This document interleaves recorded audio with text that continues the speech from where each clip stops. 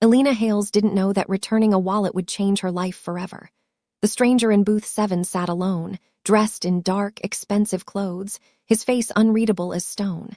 He left behind a cordovan leather wallet thick with cash and secrets. She should have kept it. God knows she needed the money. But her grandmother's voice echoed louder than hunger. There is no peace in stolen comfort, child.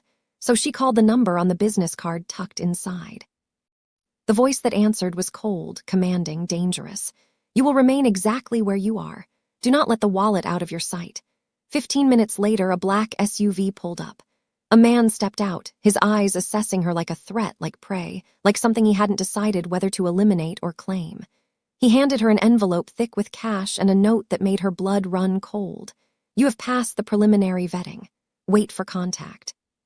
She didn't know she'd just been tested by Kang Min-ho, the most feared Mafia boss in the city. She didn't know he'd been watching her for weeks. And she didn't know that the moment she chose integrity over survival, something impossible awakened inside him. Something that would burn down his entire world. Welcome to Wonderpath Stories, besties. Please like, share, and subscribe. The diner smelled like burnt coffee and broken dreams. Elena Hales wiped down the counter for the 3rd time, her shoulders aching from a double shift that had started 16 hours ago.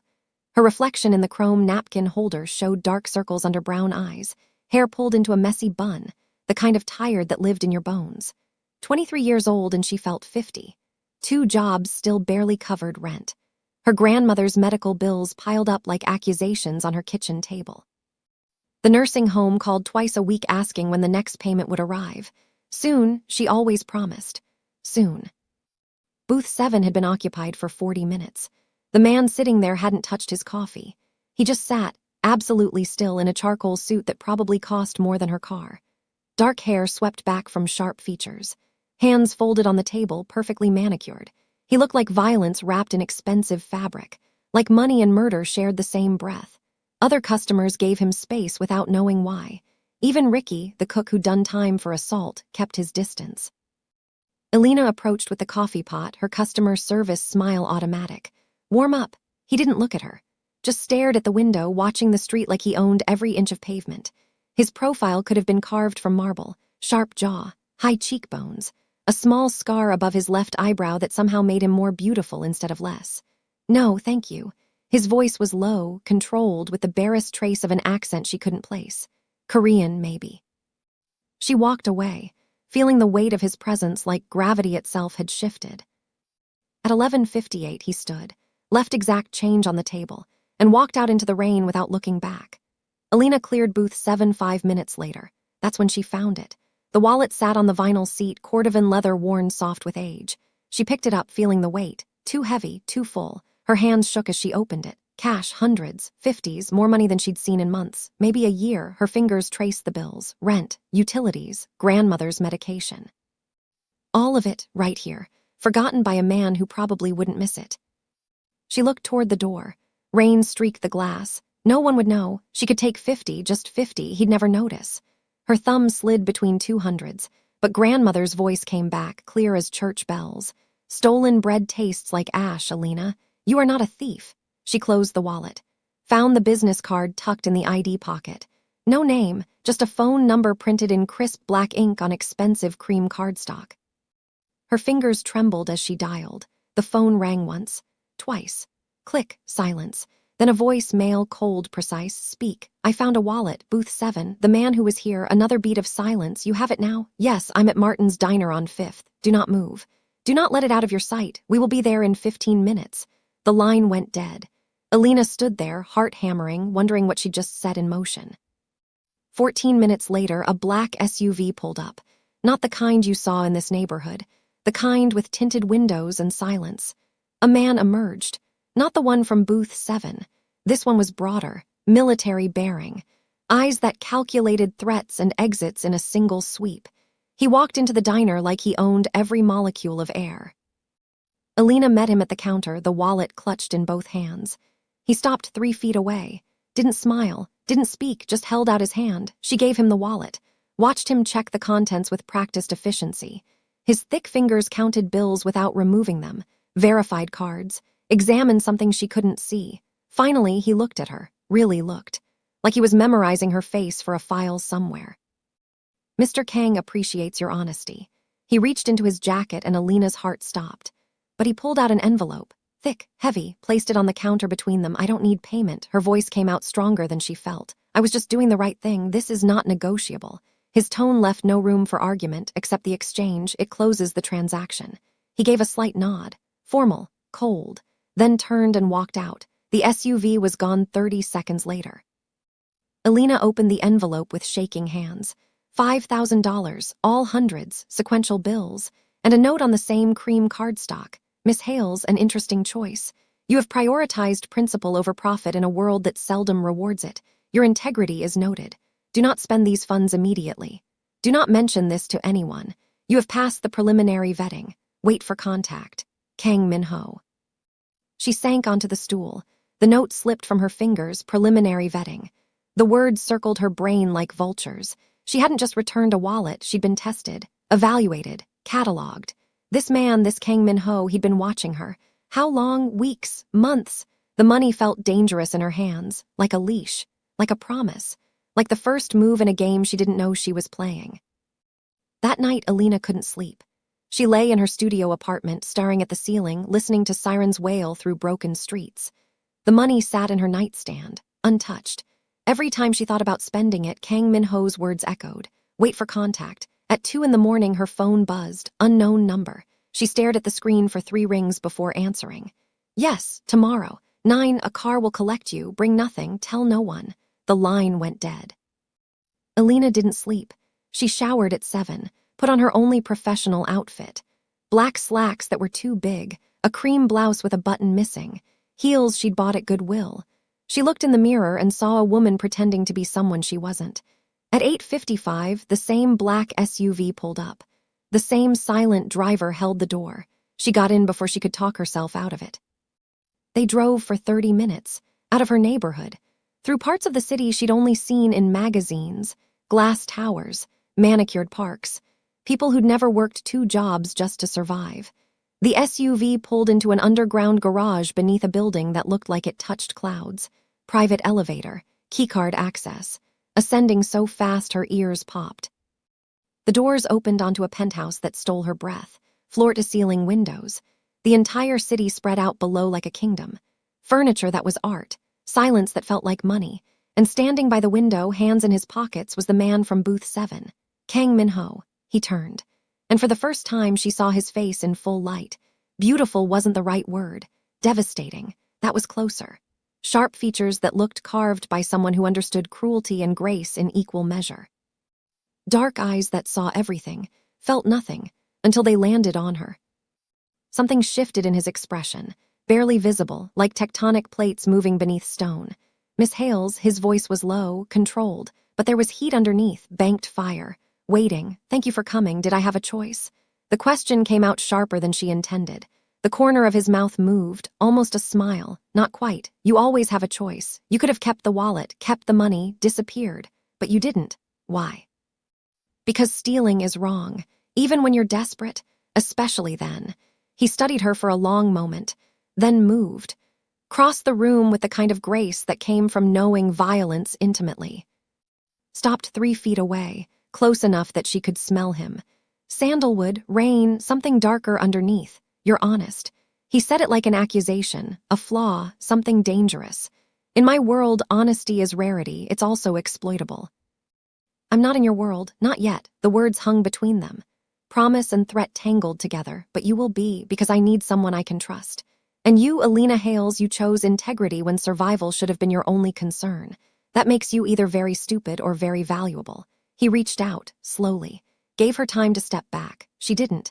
His fingers brushed her jaw, barely touching, just enough to make her breath catch. I think you're valuable. Heat flooded through her. Shocking, unwanted, he was dangerous. Everything about him screamed run, but her body leaned toward him instead, traitorous, stupid. What do you want from me? Everything. His thumb traced her bottom lip, but we'll start small. I need an assistant, someone to manage my legitimate business interests, someone who won't steal, won't betray, won't break. The job pays $200,000 a year. Elena's mind went blank. $200,000, more than she'd make in 5 years at the diner.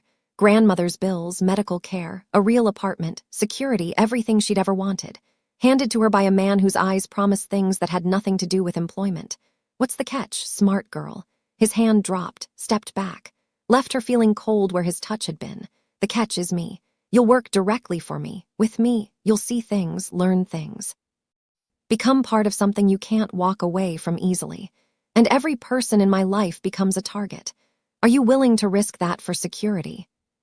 She should say no, should run, should go back to her small, safe, struggling life. But safety hadn't saved her, hadn't helped grandmother, hadn't given her anything except exhaustion and despair. This man, this dangerous, beautiful man, he was offering her a way out, maybe a way forward. She lifted her chin, met his eyes. When do I start? His smile was slow, predatory, satisfied, like he'd just won something he'd been hunting for months. Now. The next 3 weeks were a blur. Elena moved from her studio to a secure apartment building, still modest, but clean, safe, with locks that actually worked. Kang Min-ho paid her grandmother's medical bills in full, set up a trust, hired private nurses. Elena cried when she visited and saw grandmother in a real facility. Clean sheets. Dignity. Thank you, baby. Grandmother's weathered hand squeezed hers. But be careful with this man. Men who give this freely always want something in return. Elena knew. She felt it every time Min-ho looked at her. The weight of his attention was physical, hungry, controlled but barely. He never touched her inappropriately, never crossed lines, but the way he watched her. Like she was the only thing in any room, like he was memorizing every detail. Planning, waiting, her work was legitimate, scheduling, correspondence, managing his property portfolio, the buildings he owned, the businesses he backed, all clean, all legal. But she saw glimpses. Phone calls in Korean that ended with yes, sir, and we'll handle it. Men in expensive suits who looked like violence wrapped in silk. Meetings she wasn't invited to but could hear through closed doors. 3 weeks in, she was working late in the penthouse office when Min-ho came home, bloodied. His white shirt soaked red down the right side. Jacket gone, face pale, he swayed in the doorway. Elena was on her feet instantly. Oh my God, what happened? He waved her off. It's nothing, go home, you're bleeding, that's not nothing. She crossed to him, grabbed his arm to steady him. He was warm, solid, trembling slightly from blood loss or adrenaline. Sit down. Now, surprisingly, he obeyed. Sank onto the leather sofa. She ran to the bathroom, first aid kit, scissors, returned to find him pulling his shirt off. The wound was a long gash along his ribs, deep but not life-threatening. Knife, she assessed. You need a hospital, no hospital. His voice was firm despite the pain. They ask questions, just clean it. Bandage it, I've had worse. Her hands shook as she cleaned the wound. The intimacy of touching his bare skin, feeling muscle under her fingers, his eyes never left her face. Even through pain, he watched, studied. You're good at this. My mom was a nurse. Before she died, I learned. Silence while she worked. His breathing steady despite what had to be agony. When she finished, she sat back, hands bloody, heart racing. This is your world. Yes, violence, danger, people trying to kill you. His hand caught her wrist, gentle but firm. Yes. But I keep my people safe. You're my people now, Elena. Nothing will touch you while I breathe. The promise in his voice, the certainty, it should have scared her. Instead, something hot and reckless unfurled in her chest. You can't promise that. Watch me. He pulled her closer, slow, giving her time to resist. She didn't. His mouth found hers. And Elena forgot how to breathe, forgot everything except the heat of him, the taste of him, the way his hand slid into her hair, possessive, claiming this was insane, dangerous. Everything grandmother warned her about. But she kissed him back like she'd been waiting for this. For him, since the moment she saw him in booth 7. When they broke apart, both breathing hard, she whispered against his mouth. This is a terrible idea, the worst. His forehead pressed to hers. I don't care. Neither do I, God help her, she meant it. The next morning, everything changed. Elena woke in her own apartment, alone, mind racing. She'd kissed her boss, her dangerous, criminal boss, who'd been stabbed and refused medical care, who made her feel things she'd never felt, reckless things. When she arrived at the penthouse, Min-ho was on the phone, speaking rapid Korean. He looked up when she entered, gestured for her to wait. When he finished, his expression was carefully blank. About last night, it was a mistake. The words hit like a slap. I was injured, not thinking clearly. We'll pretend it didn't happen. Professional boundaries matter. You're my employee, that's all. Elena's chest tightened.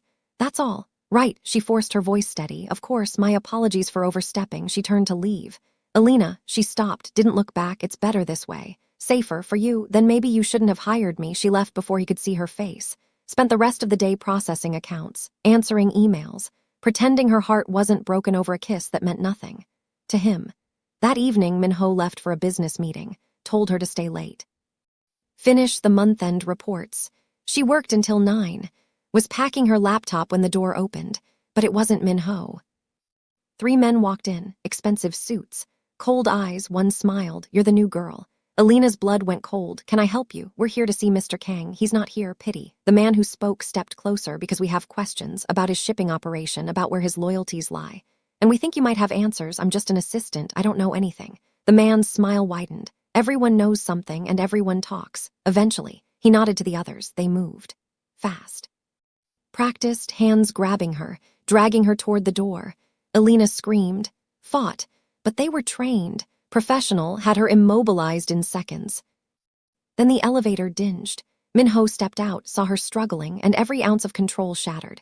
What he did next happened so fast Elena barely processed. He moved like violence itself.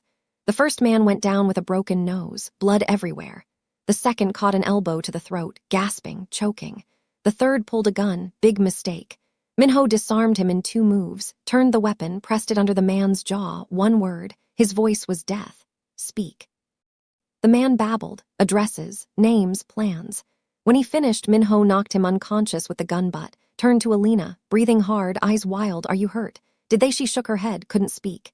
He crossed to her in 2 strides, hands framing her face, checking for damage. His touch was gentle, desperate, shaking. I'm okay. Her voice cracked. Min-ho, I'm okay. He pulled her against his chest, held her like she might disappear, like he'd failed some crucial test. I should have been here. Should have protected you. You couldn't have known. They used you to get to me. His voice was raw because I showed weakness. Let them see I care. Made you a target. Elena pulled back, looked up at him. So that's why. This morning, pushing me away. Pretending last night meant nothing for my safety. Yes, and you think that worked? She laughed, bitter. They came anyway. They saw me as leverage before you ever kissed me. Being professional doesn't erase what I am to you. His jaw tightened. What are you to me? Everything. The word tore out of him. You're everything, Elena. That's the problem. I've built an empire on control. Never caring too much. Never needing anyone. Then you walked into my life with your honesty and your stubborn integrity. And suddenly I'm compromised. Weak. Dangerous to you because I can't think clearly when you're involved. Then stop trying. She grabbed his shirt, pulled him down. Kissed him like she had nothing left to lose because she didn't. This was it, the cliff edge, the point of no return. Min-ho groaned against her mouth, hands sliding down her back, gripping her hips, lifting her. She wrapped her legs around him, let him carry her to his bedroom. Let him strip away her clothes with shaking hands. Let him show her exactly how much she mattered. The night blurred, heat and need and desperation. His mouth everywhere. Claiming, worshipping, hands memorizing every curve, every sound she made. And when he finally moved inside her, when their bodies found that perfect rhythm, Elena understood. This was it. This was falling. This was losing yourself in someone who could destroy you. This was choosing him anyway. After, when they lay tangled together, breathing hard, Min-ho traced patterns on her skin. I can't let you go, then don't.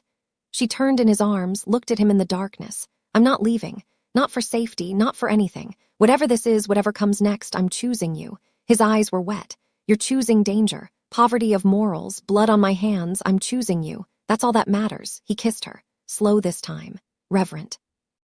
Like she was something sacred. He'd been searching for his whole life. Next morning, Elena woke to an empty bed.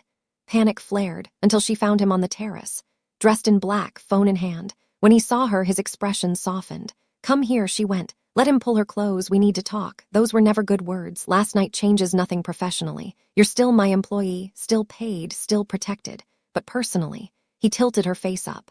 Personally, you're mine now, completely. That means people will target you harder, use you against me. I'm assigning a security detail. Moving you into this building. Top floor. You'll have your own space, but close enough that I can reach you in seconds. Elena should object, should claim independence.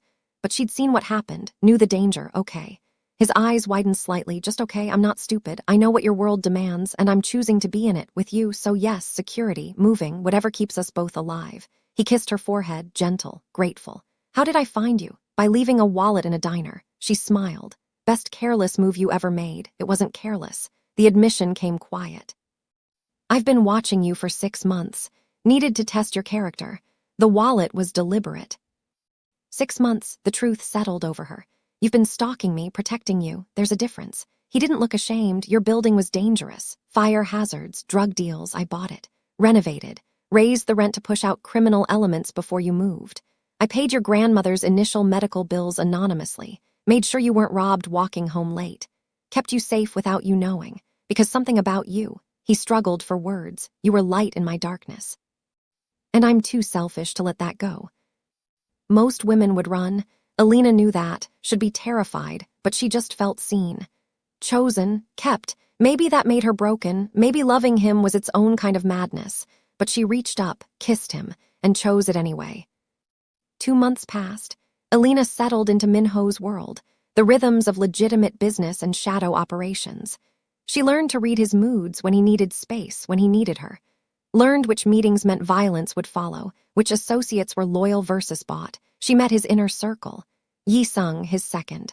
A man who looked like a K-drama star but killed without hesitation. Hana, his informant, beautiful and deadly. Who sized Elena up like competition, then softened, when Min-ho's hand found Elena's waist possessively. She's under my protection.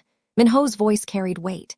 Anyone who touches her answers to me, personally. The message was clear. Elena was claimed, marked. His. One evening, Min-ho took her to dinner, an exclusive restaurant where waiters knew him, feared him, respected him. They ate in a private room, but halfway through a man entered, tall, handsome, Western features. He smiled at Elena with interest that made Min-ho's hand tighten on his glass. Mr. Kang, didn't expect to see you here. The man's eyes lingered on Elena, and with such beautiful company, introduce us. This is Elena, my assistant, and mine. The addition was deliberate, possessive. The man raised an eyebrow. Of course, James Ross, I handle import logistics. Perhaps Miss Elena and I could discuss shipping routes sometime, over coffee.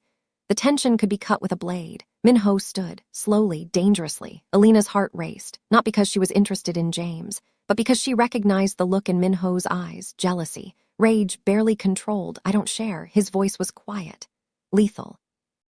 And Elena isn't available. For coffee, conversation, or your imagination, are we clear? James held up his hands. Easy, friend, just making conversation. You should leave, now, while I'm still feeling generous. James looked at Elena once more, then wisely left. When they were alone, Min-ho turned to her, his eyes burning. Do you want him? What? No, the question shocked her. I don't want anyone but you. He crossed to her, hands gripping the table on either side of her, caging her in. Good.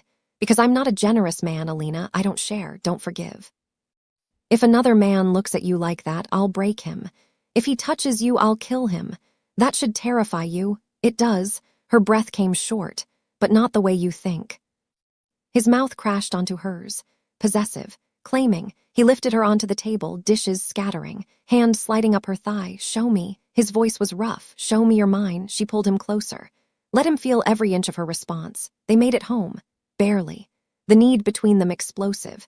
He took her against the elevator wall, again in the hallway, finally in his bed where he proved with hands and mouth and body exactly who she belonged to. After, when they lay tangled together, Elena traced the new scars on his chest. You're possessive, dangerously so. I know. He didn't sound sorry. Does it bother you? She thought about it, about how his jealousy made her feel, wanted, chosen, claimed in ways she'd never experienced. It should, but no, it doesn't. Good, because it's not changing. You're mine, Elena, in every way that matters. And I'll burn down anyone who tries to take you from me. Promise? She smiled against his skin. Promise. But the peace didn't last. 3 days later, Min-ho called her into his office. Face grim. We have a problem. Elena's stomach dropped. What kind? The worst kind. Someone's been feeding information to the Yakuza about our operations, our people. They hit 3 safe houses last night, killed 2 of my men, took documents, and they left a message. His jaw tightened. They want you. Elena's blood went cold. Me? Why? Leverage. They know I care about you. Think taking you will give them power. Force me to negotiate. Give up territory. Show weakness. What are we going to do? Move you, tonight, somewhere they can't find you until I handle this. You mean kill them? Yes, his voice was flat. I mean eliminate every person involved in this attack.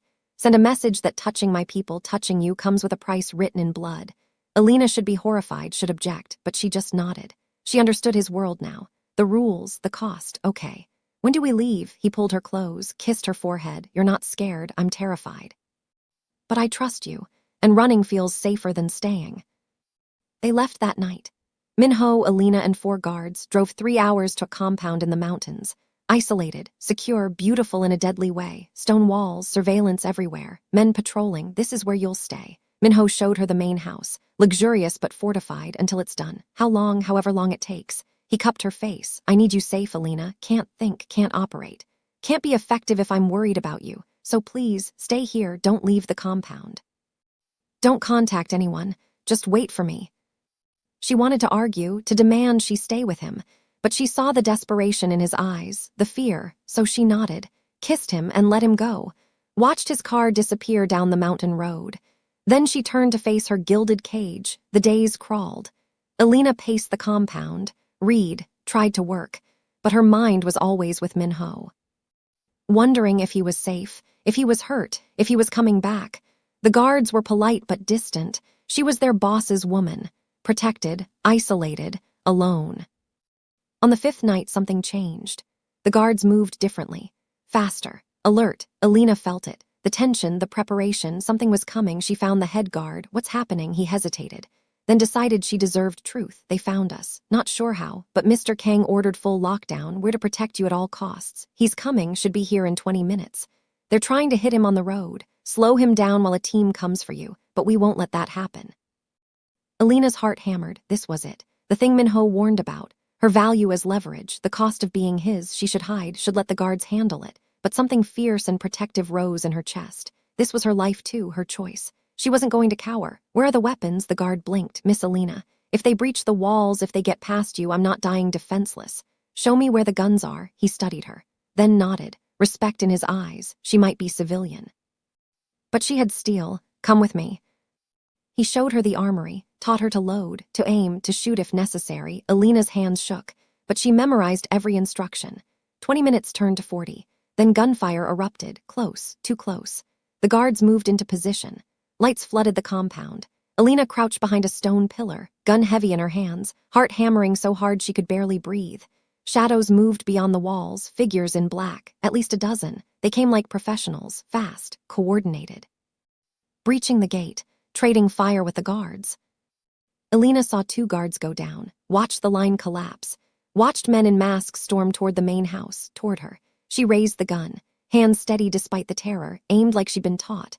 One man rounded the corner, saw her, raised his weapon. She pulled the trigger, the recoil shocked her, but the shot hit. The man went down, clutching his shoulder. She'd never shot anyone before, never hurt anyone. The sound of his scream would haunt her forever, but she didn't have time to process. More were coming. Then headlights, fast, a vehicle screaming up the drive, more gunfire. Different, efficient, lethal, and she heard his voice. Elena, she ran toward the sound, toward him. Found Min-ho emerging from his car like an avenging angel, blood on his suit, gun in hand, eyes wild with fear and rage. When he saw her whole and armed, his expression cracked. You're shooting at people. I protected myself. You told me to stay safe. He crossed to her in 3 strides, grabbed her, kissed her hard. You're insane. And perfect, and never doing that again. His team moved through the compound, eliminating the remaining attackers, securing the perimeter. Min-ho held Elena the entire time, like letting go meant losing her. When it was finally over, when the bodies were cleared and the threat neutralized, he led her inside, hands shaking. They need medical attention. Some of the guards, I'll handle it. First, you. He sat her down, checked her for injuries, found nothing but adrenaline and shock. Then he sank beside her, pulled her onto his lap. Buried his face in her neck. I thought I lost you. I'm okay. I had good teachers. You shot someone to protect myself. The way you taught me, you're not upset. He pulled back, looked at her with wonder and something darker. Upset? Elena, I've never been more proud or more in love. The words hung in the air. Love. He'd never said it before, neither had she. They'd shown it, proven it, but never named it. I love you too. Her voice cracked so much it scares me. Then let me protect that fear. Let me keep you safe. Because I can't lose you, won't survive it. You're not going to. She kissed him. Soft, sure, we're in this together, whatever comes. Next morning, Min-ho made calls, issued orders. His face was stone. But Elena heard the words: elimination, retaliation, total war. By afternoon, reports came in. 3 Yakuza bosses dead. 5 lieutenants captured. The organization that targeted Elena was being systematically destroyed. Min-ho didn't celebrate, just held her. Like she was the only thing keeping him human. That night, he knelt before her, pulled out a ring. Black diamond. Unique. Perfect. This isn't romantic. Isn't the proposal you deserve. But I need you to be mine. Legally. Completely. So no one questions your status. So you have protection in my world even if something happens to me. That's the least romantic proposal I've ever heard. I know, but do you understand what I'm asking? Elena looked at the ring. At the man holding it. Dangerous. Deadly. Hers. Yes, she smiled through tears, and my answer is yes. He slid the ring on, then pulled her down, kissed her like she was oxygen. They were married 3 days later. Quick, private, just his inner circle. Elena wore white, simple and beautiful. Min-ho wore black, dangerous and devoted. When the officiant asked if she took him, knowing what he was, what he did, Elena didn't hesitate. I do. With everything I am. And when he was asked the same, his voice was raw with emotion. I do. For as long as I breathe. The kiss was deep, claiming, sealing a bond that went beyond law, beyond safety, into something neither could walk away from. That night, Min-ho made love to his wife with a reverence that stole her breath, showed her with hands and mouth and body exactly what she meant to him. After, as they lay tangled together, he whispered against her skin, "You own me, Elena, every dark piece, every scarred part. All of it is yours. You own me." She pressed closer. Every choice, every risk, I'm yours. 3 months passed. Elena learned to navigate being Mrs. Kang, the respect, the fear, the power that came with his name. She stopped working as his assistant, started managing his charitable foundation. Real work, helping people, making his money do good things. Min-ho watched her transform his image with quiet pride. "You're making me look almost respectable." Almost. She laughed. "Don't worry. I still know what you do in the shadows. And you're okay with it." She thought about that, about the bodies, the violence, the darkness he lived in. "It should bother me, but I see why you do it. Protection, power, survival, and I trust you not to cross lines that can't be uncrossed." He pulled her close. "I won't. Not while you're watching. You're my conscience now, my light. So don't ever stop reminding me what matters." 4 months into their marriage, Elena woke feeling strange, nauseous, tired beyond explanation. She tried to ignore it. But Hana noticed. "You look green. When's your period?" Elena blinked. 3 weeks late, but that's stress, right? Or you're pregnant. Hana handed her a box. "Test. Now." Elena took it, hands shaking. 3 minutes later, she stared at 2 pink lines. Pregnant. She was pregnant with Min-ho's baby. Fear and joy crashed together. They'd never discussed children, never planned. This was unexpected, dangerous, perfect. She found him in his office, on the phone, issuing commands. When he saw her face, he ended the call immediately. "What's wrong?" "I'm pregnant." Silence. His expression went blank, then cracked. "Pregnant with our child." "Yes." She waited for his reaction, prepared for anything. He crossed to her, sank to his knees, pressed his face to her stomach. And Elena felt him shake. "Min-ho." He looked up, tears streaming down his face. "You're giving me a family, something I never thought I'd have, something I don't deserve, but something I'll protect with everything I am." He stood, kissed her. Gentle, reverent. "Our child. Our future. I'm going to be a father. You're happy." "I'm terrified, and more happy than I've ever been in my life."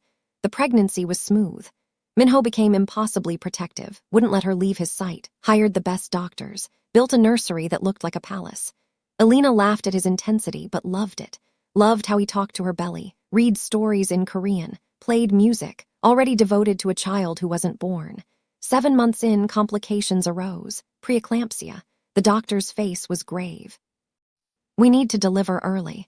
It's risky, but waiting is worse." Elena's world tilted. "What are the chances for the baby?" "Good for you." The doctor hesitated, less certain, "but we'll do everything possible." Min-ho's hand crushed hers. "Whatever it takes. The best care, no expense. Do you understand?" "I understand, Mr. Kang."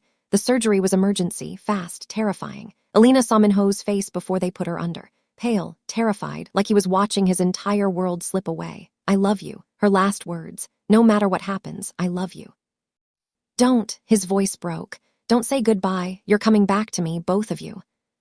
She woke to beeping machines, bright lights, pain but alive and crying. A baby crying, her baby. She turned her head, Saw Min-ho holding a tiny bundle, tears streaming down his face. She's perfect. His voice was awed. Our daughter, she's absolutely perfect. Elena, he saw her awake, crossed to the bed, set the baby in her arms. Look at her. Look at what we made.